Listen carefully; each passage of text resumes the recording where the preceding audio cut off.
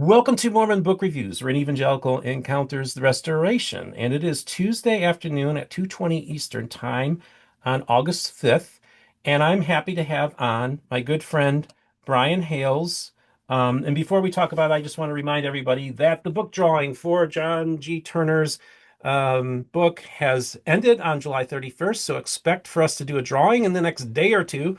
Have had some great conversations with the John Turner. I'm going to have him back on and really enjoy his work. I think it's important historical stuff that he's been doing. By the way, Brian, have you had a chance to read this book?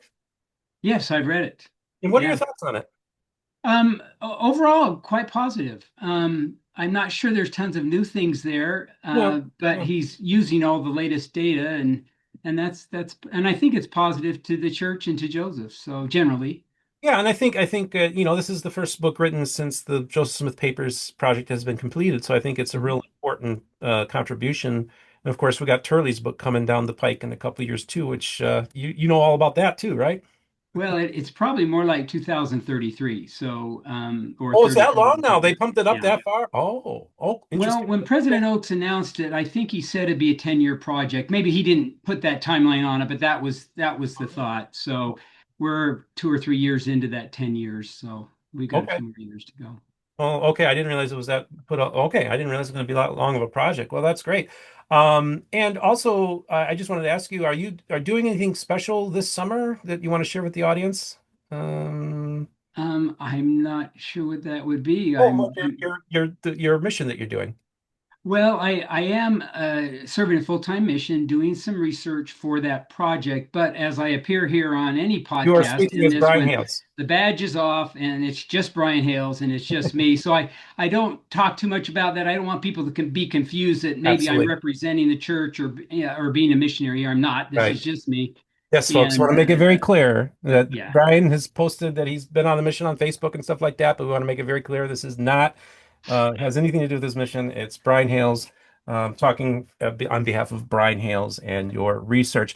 So, folks, as you know, a couple weeks ago, there was these topics essays that were released. I guess they used to be called the Gospel Topics Essays, but they've since changed them. But it's kind of the same. If I'm mistaken, please correct me. And they just recently came out with this clarification from the church that Joseph Smith was indeed the originator of polygamy. And this is on the church's website. And I read it last week or whenever it came out. And so it's significant that this is being put out by the church. You know, Brian, people have been asking me, and I'm just wondering, did you author that paper or I mean, who wrote, do you know who wrote it? I don't. I would imagine it was a group effort, but started probably in the church history department. I had nothing to do with it. In fact, I was looking at it and I'm just noticing that one of the footnotes to the statement, it's only two sentence long, but it does refer people to my Mormon Polygamy Documents.org website to the index there, where I've listed, thousands of documents that deal with the topic, most of which show that Joseph was doing it. So I thought that was kind of a nice, validation for the website. So, Okay. but So a I lot had of a lot of nothing to people do with it. speculated that you actually wrote it, but so you want to make it very clear that you didn't write it and have anything to do with it? No, I was surprised that it came out. I'm glad that it did. I mean, I'm glad they reiterated what they've been saying in so many other ways for, the full history of the church. But, it was timely. It was definitely timely. Okay, great. Well, I appreciate just so people have clarification here because I know there's been a lot of chatter about that, and Brian's clearing the air on that as well, which I think it's really important that we get good, solid information out to the audience. So, Brian, you actually contacted me the other day, and you wanted to talk about and this is the first time I've had you back in over a year, and I think it's important that this is very germane to the time that we're in, and I think it's really important to hear your perspective on this. And so I want to kind of just hand this over to you a little bit and tell me what are you what why did you contact me, and what did you want to share with the audience today? Well, the issue is that as we talk to the polygamy denialists, and again, when I use denier, denialist, monogamy affirmer, I just want to say I'm not trying to be disrespectful in any way, okay? And I think we understand why they say some of the things that they do that that they do have some quotes from Emma, and they do have some interpretations from things Joseph said, and there's one statement from Hiram. And if you just bundle those together and interpret them, you can make a case for the idea that Joseph opposed polygamy. And yet, I would argue, when you put it into the full context of what the documents tell us, that it's very clear that Joseph was the one who introduced and practiced plural marriage. But what I'd like to do, instead of talking about that evidence again and again, which we've been doing for so long, is to invite the polygamy denialists to tell us what their version of church history, and their version is that Joseph was a monogamist, but what is their version of church history after Joseph Smith's death? Because I don't think they talk about it. I think they avoid it. I think they don't want to talk about it, but I think it's an important piece of the overall story. And I'll give you a hint here, spoiler, that what their version of church history is, that for the next 50 plus years, the presidents of the Relief Society, Eliza R. Snow, Zina Huntington, and Bathsheba Smith, and the church presidents, Brigham Young, John Taylor, Wilford Woodruff, and Lorenzo Snow, were all liars. Because every one of these individuals left more than one record saying that Joseph Smith personally taught them about plural marriage and that he was a polygamist himself. These are eyewitness accounts that these individuals have left. So what we have are the top 7 leaders for the next 50 plus years of the church, according to the version of church history advanced by the polygamy denialists. These men and women are all lying about Joseph Smith and plural marriage. And what makes it worse, and we'll talk about this, is that the men apparently are doing it because they want sex, and they're oppressing the women, which is why the women are lying, and they are just too weak to stand up for the true memory of Joseph Smith.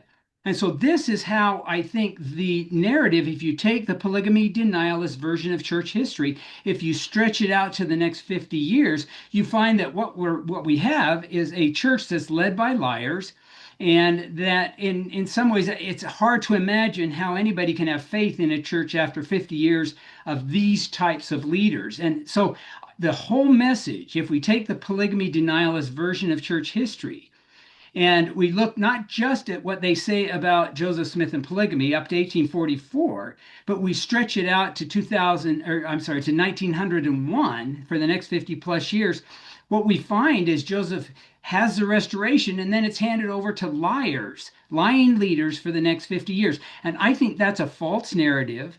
And I don't think these people are liars. But I thought I'll just introduce that for now. And I'd like to just talk a little bit about really what we're saying here. Okay, so Um, Brian, and I think it's really important because I want to just clarify too, because I totally understand where you're coming from. You're a member of the Church of Jesus Christ of Latter-day Saints. But during this 50-year period, there's also an alternative uh, narration going on from the RLDS Church. Good point. And that narrative was that Joseph didn't practice polygamy. And so I think we need to kind of open it up a little bit. We also know that the original Strangites also were against polygamy. So there were a lot of the people and thought that Brigham Young was the originator of it. So this idea that Joseph didn't practice polygamy, that he fought polygamy, and that Brigham Young was the originator is actually the narrative of the RLDS Church up until about the 1980s. So I want to maybe have you grapple with that a little bit too. Well, I think it's a very good point that the RLDS Church was saying that the Utah Church, these same leaders, were all misrepresenting, lying, deceiving. We can use nicer words than liar, deceivers, fibbers, prevaricators, advancers of a false narrative, whatever. But they also were saying that Brigham and everyone else were lying about it. But of course, as well, I think everybody knows that in the 1980s and 90s, they came in contact with enough evidence that they flipped on that topic. Okay, so even though the argument is there in the 19th century, late 19th century, it isn't necessarily one that can persist once it comes in contact with a solid database of the pertinent manuscripts that describe what was going on. Certainly. And I also just want to acknowledge the quarter to a third of the people that left the RLDS, later the Community of Christ, because of these very changes that were happening in the church, and that there are people in the Independence area that still hold to the idea that Joseph Smith didn't practice polygamy. I feel it's important that their voices are acknowledged in this conversation as well, because No, they would that's look at great. themselves as being the true continuous succession of the RLDS. So I just think it's really important that, this is a very complex topic and there's a lot of emotions here, and I think it's really important that we include that as well. Yeah, no, I appreciate you've got expertise that, frankly, I don't have with respect to these other religious groups. So, but it's my impression, and we invite the polygamy denialists to clarify. But the if you look at the and I haven't watched that many of the podcasts, the video casts on YouTube and stuff, but my impression is that they just don't, the polygamy denialists do not like to talk about the period after Joseph Smith's death. And I'll give you an example. There was a video that was called, I think, Woman to Use Scribes or something like that. It wasn't done by one of the lead YouTubers, it was done by her producer. But towards the end, she's talking about different people who have left statements that Joseph was a polygamist. And she sums up Eliza R. Snow by just saying Eliza cannot be considered a credible witness. Now that's a nice way of saying she's lying, she's deceiving, she's not telling the truth.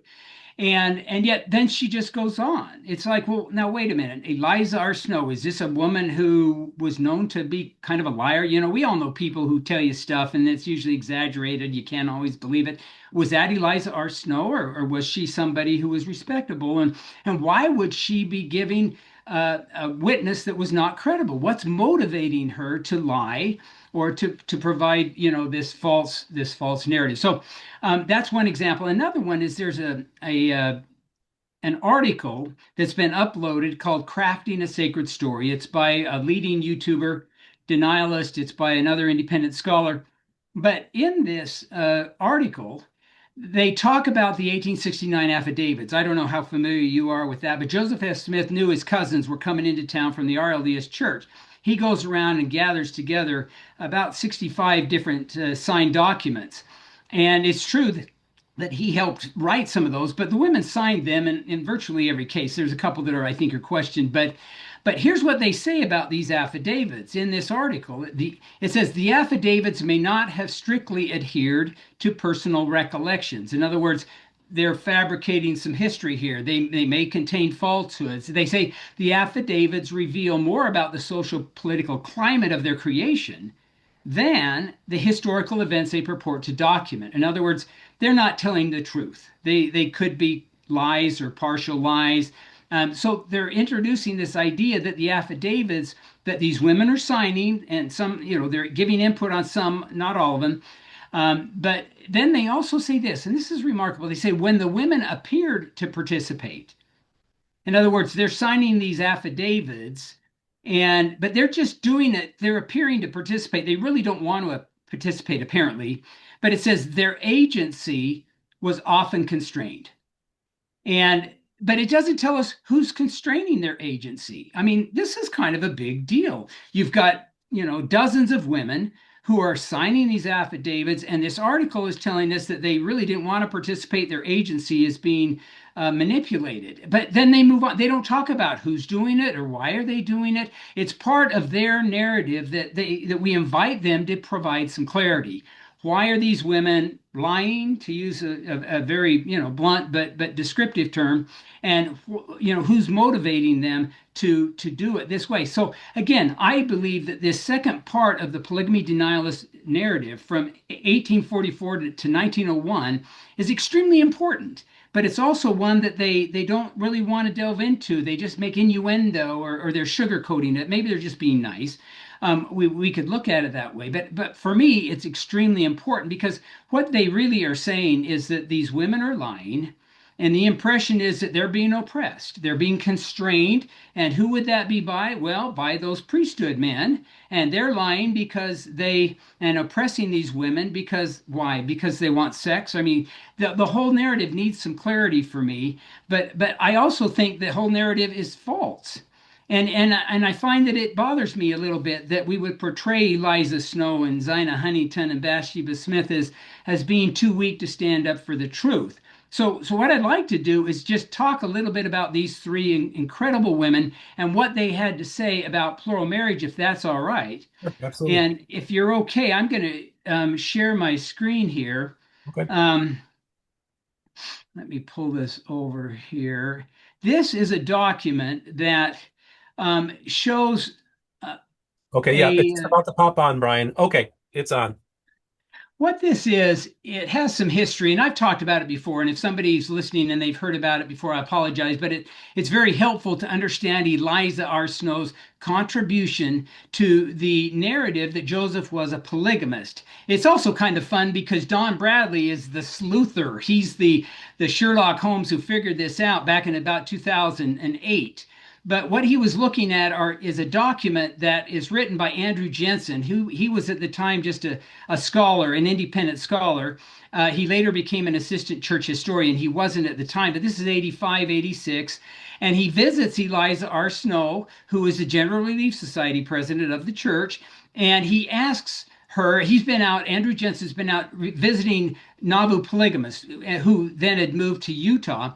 And he's created a list with at least 13 names of Joseph Smith's plural wives. And you can see them there on the top. It's heavier pencil. And then the handwriting changes. And Don Bradley's going, what's going on here? And so he looks, and then he gets Jill Durr, who was an expert on Eliza's, to come down and look at this handwriting. And Jill goes, yeah, I'm quite sure this is Eliza R. Snow's handwriting. And so apparently during this interview, when Andrew's talking to Eliza, he hands the paper to Eliza, who with a pencil writes in at least 13 more names. It's hard to tell. There's like 30 names total on here. But what we have here is Eliza R. Snow writing the names of the plural wives of Joseph Smith. Now, keep in mind, if we look at this through the lens of the polygamy denier, Eliza R. Snow is lying or deceiving in this instant. And she's not just a little bit. This is a very sophisticated lie we're going to tag to Eliza R. Snow. And it's also one because the polygamy denialists think generally polygamy is kind of a bad thing. So she's incriminating or at least implicating 13 or more women as Joseph Smith's plural wives. And so I'm just showing you this is a sophisticated lie when viewed through the lens of the polygamy denialist. And I will just tell you, I don't think that is a valid interpretation. And she also said, let me just quote Eliza a couple of times here. In speaking in 1878, she made some excellent remarks upon celestial marriage and told the large congregation that the principle of plural marriage was taught her by Joseph Smith the prophet. This is published in the Women's Exponent. And then concerning the statement by Joseph Smith III when he's quoting Emma, supposedly anyway, and Emma is supposed to have said in this very final interview in 1879 that she was Joseph's only wife. What Eliza said is, if Emma Hale Bideman actually said what Joseph Smith III quoted her saying regarding plural marriage, she died with a libel on her lips. That's Eliza's comments, okay? Now, let's move on. Who is the third General Church Relief Society president? It's Zina Huntington. What did Zina have to say about Joseph and plural marriage? She said, the prophet Joseph was chastened, this is 1880, was chastened before he accepted the law of celestial marriage. An angel appeared to him and threatened that God would take the priesthood from him unless he established that principle on earth. In 1881, she said celestial marriage is a principle from God. He commanded it and sent an angel to reveal it to Joseph Smith. Treat it sacredly, my sisters, for the Spirit of the Lord is grieved when you speak against this principle. And then elsewhere, she was introduced as Zina became the wife of the prophet Joseph Smith in Nauvoo. And I have others that we could talk about here. And then what about the fourth General Relief Society president? It's Bathsheba Smith. What did she have to say? And she was a counselor in the Relief Society presidency at this time, but she said she heard the prophet speak of plural marriage and knew that it was revealed to him. And then later, when she was president of the Relief Society, someone asked her, did Brigham Young reveal plural marriage? Sister Smith responded, he did not. God revealed it through the prophet Joseph Smith.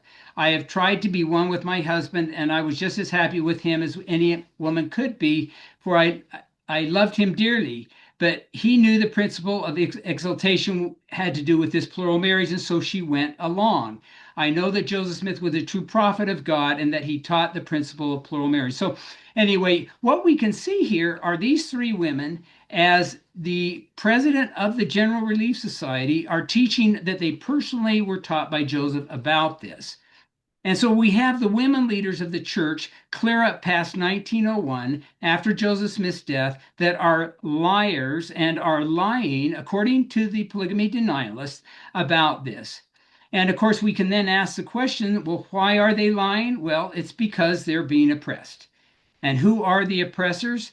Brigham Young, John Taylor, Wilford Woodruff, and Lorenzo Snow. They are the second, third, fourth, and fifth presidents of the church. And these are men who we in the church sustained as being the prophet, seer, revelator, presiding authority, president of the high priesthood, all of these things. And each one of these men left several accounts about how Joseph taught them about plural marriage. So they are, again, looking through the lens of the polygamy denialists. They are lying. And why are they lying? Well, I guess it's because maybe they like having extra wives and there's expanding their sexual opportunities or something. So they're taking the religious commandment to not lie and to not oppress others. They're setting that aside because they like so much the sexual benefits or some benefit of polygamy. I'm not quite sure on that detail how the polygamy denialist would respond, but there will be opportunity. This is just one opportunity to invite them to be more clear on their version of history after 1844 when Joseph Smith died. So again, we have these men who are the primary the presidents of the church for over 50 years. We have the Relief Society highest leaders at the same time doing that are lying and promoting lies. And maybe I'll share screen one more time here. Let's see. This is just an illustration I've made. It basically is just showing what we have on a timeline. We have the monogamist Joseph and Emma here, but then from 1844 to 1901, according to the polygamy denialist version of history, we have Eliza-Zina-Bathsheba, Brigham, John, Wilford, Lorenzo. These people are not telling the truth. And what are they not telling the truth? When they describe how Joseph personally taught them about plural marriage and was a polygamist himself. And then the second part of it is that the men are lying because apparently they want, to expand their sexual opportunities, and they're oppressing these women who are too weak to stand up for the truth, the true memory of Joseph Smith, which through the lens of the polygamy denialist is that he was not a polygamist. And to me, again, let me get back to the sisters. See, if we look at Eliza, was Eliza weak? No, she wasn't. I mean, she was the General Relief Society president.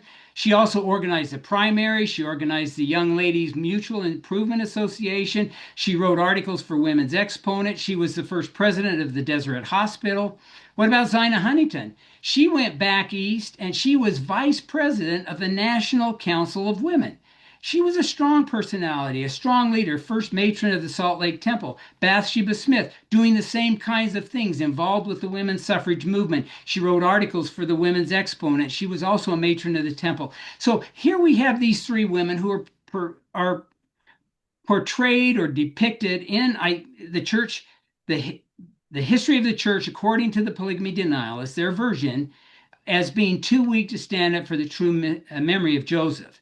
And I just think that's false. It makes me sad that anyone would depict them that way, the men as well. And so that's kind of the thing that I, if we're going to keep talking about was Joseph a polygamist or wasn't he not, let's make sure people understand if they want to accept this version of Joseph that he wasn't practicing, didn't introduce polygamy in Nauvoo. Let's make sure people realize when you pick up one end of that stick, you pick up the other end, and the other end is that you believe Brigham and Lorenzo and John and Wilford and Zina and Eliza and Bathsheba were all liars for over 50 years leading the church. And my worry is that in the version of church history that the polygamy denialists advance, that the restoration is really kind of stillborn. Joseph restores everything, and then it's handed off to 50 years of lying leaders. And I don't think it's hard for me to imagine anybody's able to have faith in this movement 50 years later, because from that point forward, all of the leaders are believing the leaders of those 50 years. They are believing what Brigham said and John said and Lorenzo and Zina and Eliza. They're believing that version of history. They're not believing what the polygamy denialists are advancing. So anyway, Stephen, you've been very patient to let me kind of go on, but this is kind of the thing that I wanted to share. So any thoughts or comments? Okay, well, yeah, I got a few comments and questions. So a couple things, and I think this is really important. You know, you're an expert in this, and so I have the opportunity to talk to somebody that's knowledgeable in this subject, and I want to thank you for doing this and reaching out to me. Um, what about, by your own account, you say a 50-year period, 50 plus year period of the church, but overlapping in this, you have 8 years until 1852, where the church denied that the church was practicing polygamy. And then in 1890, you have the manifesto. But all historians agree that they were still practicing polygamy after the 1890 manifesto. So basically, by your own account, 19 of the 50 years, the church's position was that they weren't practicing polygamy. What do you think about that? I think you bring up some really good points, but I don't know that the church ever denied that they were practicing polygamy after 1844. In fact, that's kind of part of the polygamy denialists. Uh, Well, I mean, I'll just tell you that, I'm good friends with the Church of Jesus Christ, the Bickertonites, and Mormon missionaries in around 1850, 1851 went to Western Pennsylvania, and they were very concerned about, because of course their priesthood authority comes through Sidney Rigdon, and Rigdon denounced polygamy. And they asked the missionaries at this time, are you guys practicing polygamy? And they said, no, we are not. And so that was, and of course, we know that they were telling people this in Europe as well.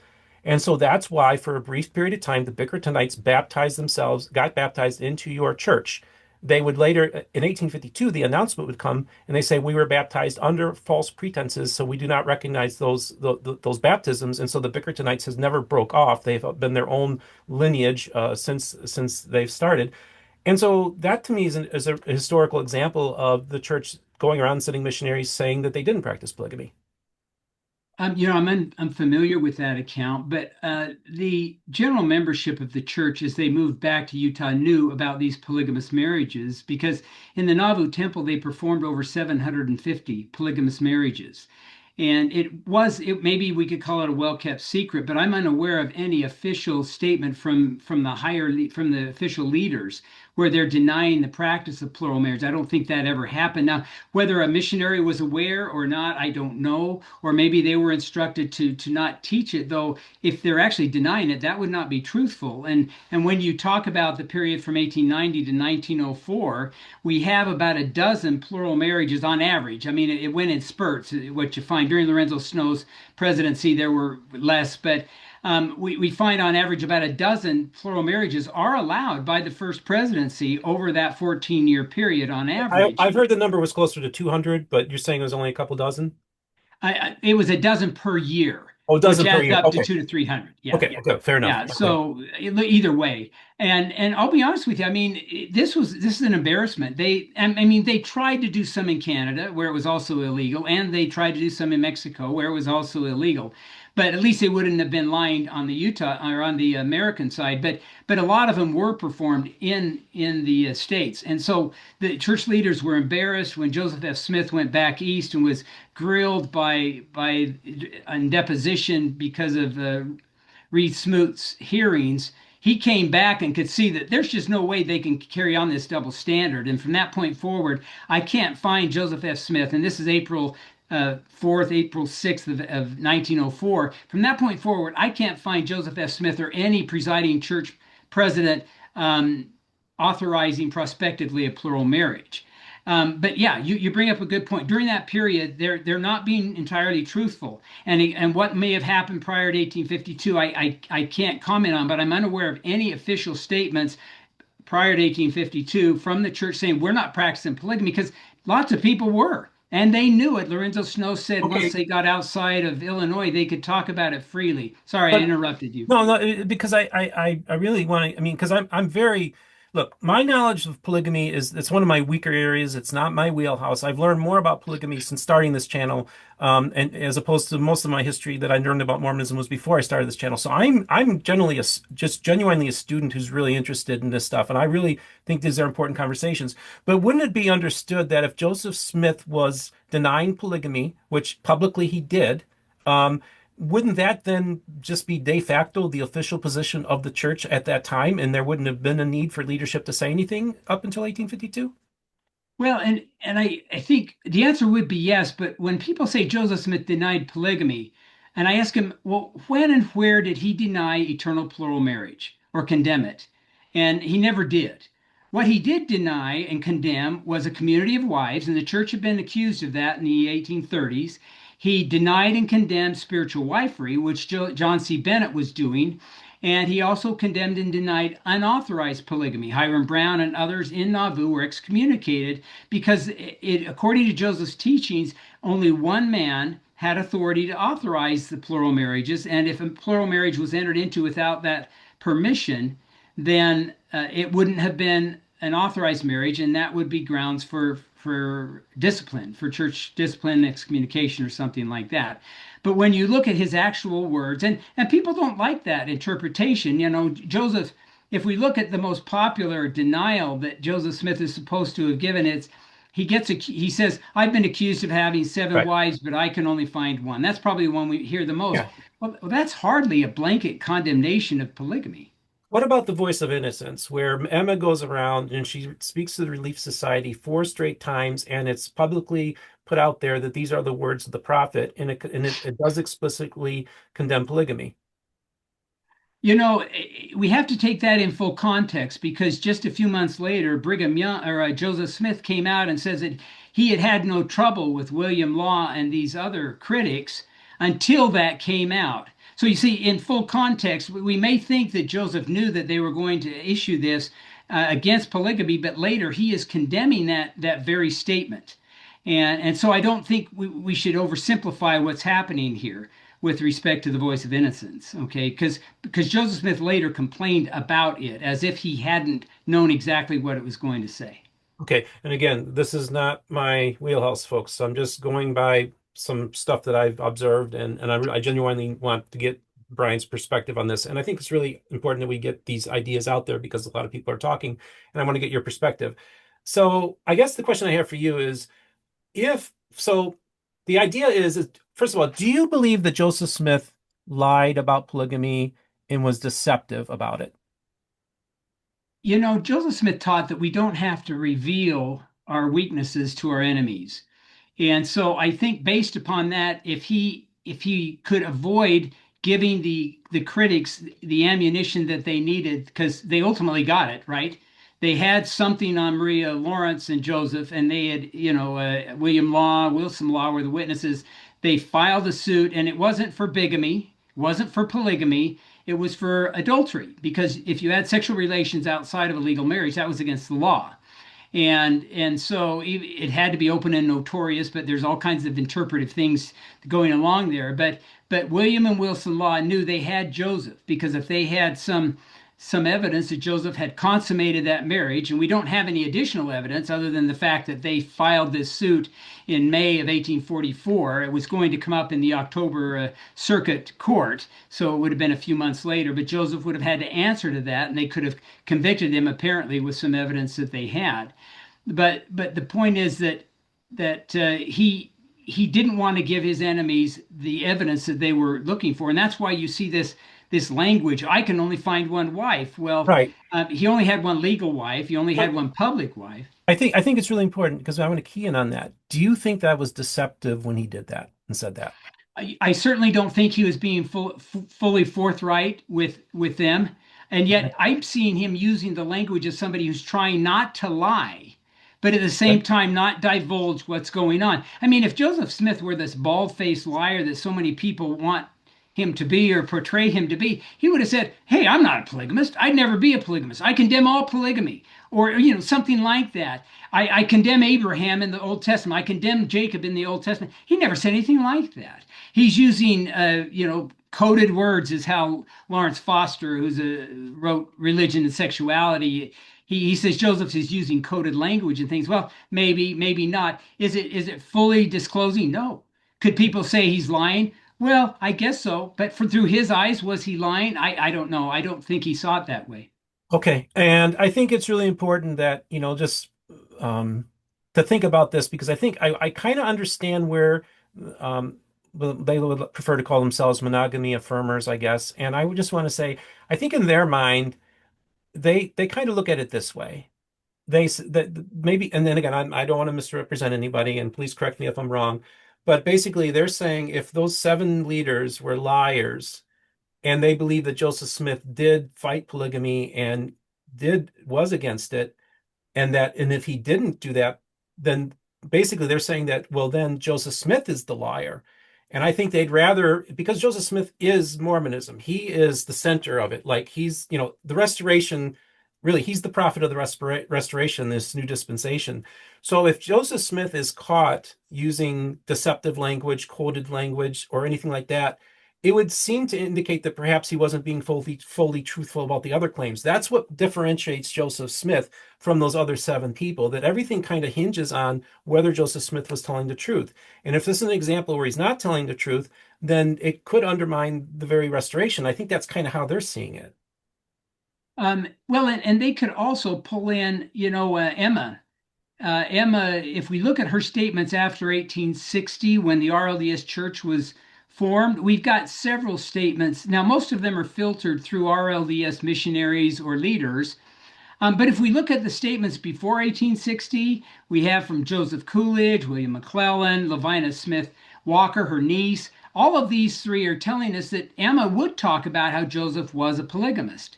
And so, I think we need to be careful about oversimplifying history and just cherry picking the quotes that we want to have. Now, if Joseph Smith had we could use the word lied about this, does that mean he's not worthy to be the prophet? I think that what he's doing here is not lying to that degree at all, that he's just not giving his enemies the ammunition that they were seeking. If somebody has to have a Joseph Smith who is entirely perfect and handles all of these things perfectly, they've got the wrong guy. In fact, if you notice in the same set of gospel topic, they aren't essays, they're statements that the church, just barely released. The one that says Brigham did not introduce polygamy, Joseph did. There's also a second one there that says, don't expect Joseph to be perfect. And they quote Lorenzo Snow and they talk about how, look, we shouldn't expect Joseph to be perfect. He may have been less than forthright on this occasion, but does that mean that he isn't the prophet of the restoration? Does it mean that everybody else is lying about him? I think we have to take the whole big picture and then give Joseph a little bit of a benefit there, that he's in a tough spot because he's got William Law and others who are right there wanting to put him in prison if they can get the admission that they're looking for. Yeah. Okay. And yeah, this is really helpful to have this conversation, Brian. Brian, I really appreciate it. Got a couple more questions, and we can wrap this up. Um, I there's so much to unpack. But well, this is a question I want to ask, and I might circle back to early origins too. But of course, recently the church acknowledged that the 1886 John Taylor prophecy did indeed exist. Now, in the 1930s, they were saying that it was a pretended revelation. Um, what are your thoughts on that? And why is it? It seems like whenever polygamy is involved, it usually involves some kind of cover up and not being totally honest with the public. They knew that John Taylor had this revelation, and even in the church's catalog, it says 1886 revelation of John Taylor. Now it's small r revelation, but it's still acknowledged by the church to be a revelation. What are your thoughts on that? Another really good question, Stephen. You've been paying attention to these things. And I've written a whole article. Well, actually, it was a chapter in a book on the 1886 revelation. And I really wish that church leaders back in the 1930s would have just come out and said, yeah, John Taylor had this revelation. Okay, it was for him. Okay, end of discussion. Because if you read the Revelation, and it uses a lot of, I would say, ambiguous language over, okay, what is the law, what is the commandment, and what can be revoked, what can't be. I don't think that it's as clear as the fundamentalists today want it to be, but it absolutely doesn't talk about authority. It doesn't authorize somebody to go off and practice polygamy independent of the one man that is talked about in section 132, or the president of the high priesthood, if you want to quote section 107. But regarding this revelation, the highest church leaders did not regard it as a true revelation for the church. I think calling it a pretended revelation is a stretch. I think that's inaccurate. I think it was a true personal revelation to John Taylor, but they didn't lie. I don't think they lied about it, because it actually was not in their possession until after they issued the statement. As you know, if you read the write-up on it, that a couple of months later, one of the descendants of John Taylor presented it to the church, and from that point forward, the church has had it. And to be honest with you, the church didn't have to come out with that. And I actually did have something to do with there was an essay. I don't know if they've even released it, but they were asking for some of my thoughts on it since I'd written the article. And the church didn't have to do that. They could have just sat on that and put it in a vault somewhere. So, they're being transparent. They're bringing this out. But I also think that they know, as I know, this really doesn't authorize anybody to be a polygamist today. No matter how they want to interpret it, it doesn't allow for freelance plural marriages. And so the 1930 episode is a little unfortunate, but they didn't lie. They didn't have it in their possession. They may have had a copy of it. Joseph Fielding Smith, I think, probably did have a copy, but the original was outside of the church archives until after they'd made that statement. Okay, and so and there's okay, and I do want to acknowledge the fact that there are people in the fundamentalist community that believe that they were authorized to continue the principle, and that they hope to one day be reunited with the Church of Jesus Christ of Latter-day Saints, as they believe that they are practicing an eternal principle. So I wanted to ask you this question, Brian. If somebody is a member of the Church of Jesus Christ of Latter-day Saints, and they believe that Joseph Smith did not practice polygamy, and or also advocate that publicly, what do you think should be done to such people? Are they apostates? Should they be excommunicated? Now that the church has come out and officially stated that Joseph Smith did indeed, was the originator of polygamy, what are we to do with the status of the individuals who, and both publicly and privately, who are questioning whether Joseph Smith practiced polygamy or not? Great question. What if I were a bishop or stake president and somebody in my ward or stake were advocating that? Now, if they believe it privately, that's none of my business. They can believe whatever they want. But if they're vocalizing this outside of their family, perhaps, and becoming public with it, the thing I would do is just invite them in and say, Eliza R. Snow and Zina and Bathsheba all said Joseph was a polygamist. Do you think they're liars? Brigham Young, John Taylor, Wilford Woodruff, Lorenzo Snow all taught from their eyewitness accounts Joseph did introduce and practice polygamy. Do you believe they are liars? And if they answer yes, I think all of these leaders are liars. See, now that becomes a different message.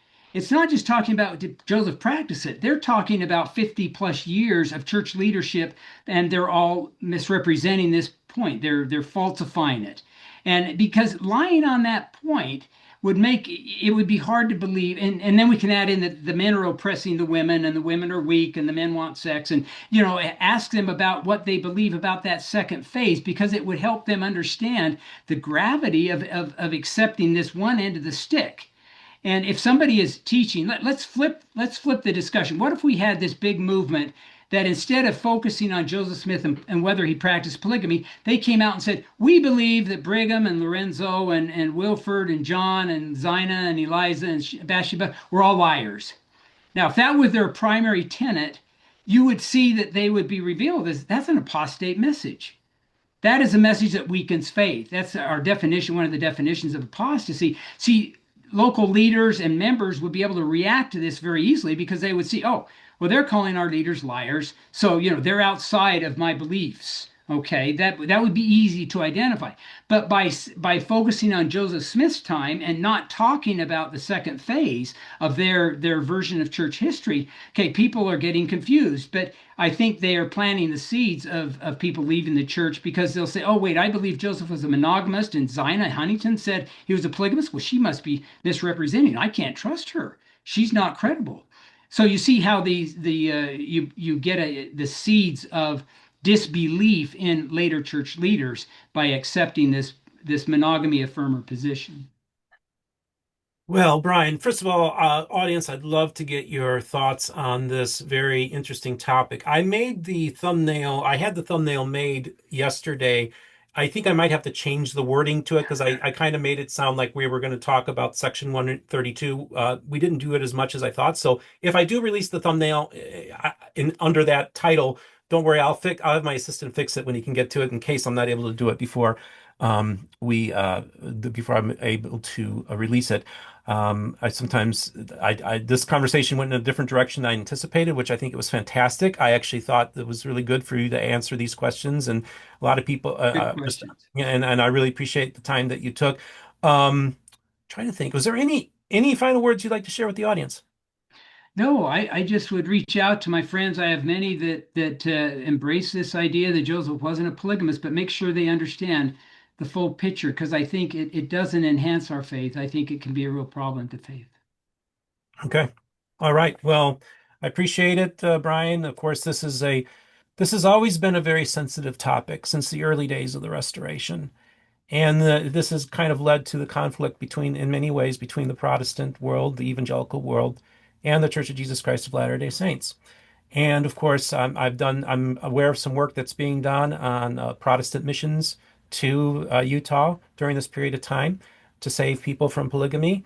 Um, and so I just want to let you know that this is a topic that even includes my community too. And so for people who sometimes think that, well, what's this evangelical interloper doing in our world? Our worlds are entwined. We're so we are so alike in so many ways. And I think it's really important that we have these adult conversations and when we get the information out there. And also remind everybody too, everybody that's in this space in the faithful community all say that they're Christians. So I think it's really important for us all to practice Christian charity and be decent towards each other and let's work on not attacking each other. I'm saying this to both sides. Let's try to be civil. President Nelson a couple years ago said that we shouldn't be doing contention. We shouldn't be doing this kind of stuff. And I really think we need to model that. And that's what I hope is what we're able to do today. If I made any mistakes or didn't ask the right questions or whatever, I apologize in advance. Again, polygamy is not my wheelhouse. This is just an area that I'm still getting to know. And I will probably continue to ask more and more questions and seek out more information and to really get an understanding of this very fascinating and also very controversial topic. Brian, thanks for coming on the program today. Thanks for having me, Steve. You're a very fine interviewer. Great questions.